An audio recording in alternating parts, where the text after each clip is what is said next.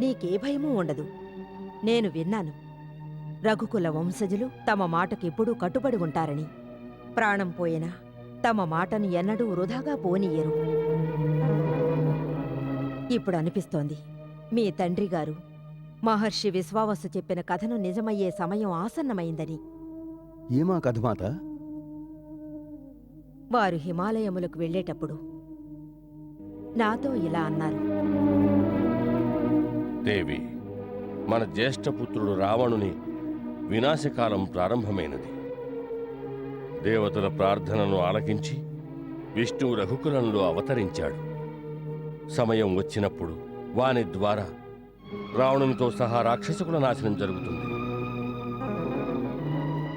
స్వామి, ఒక్క రావణుని కారణంగా మన కులముతో పాటు ఉన్నతులైన రాక్షస సమూహమునకు కూడా వినాశము ప్రాప్తించును.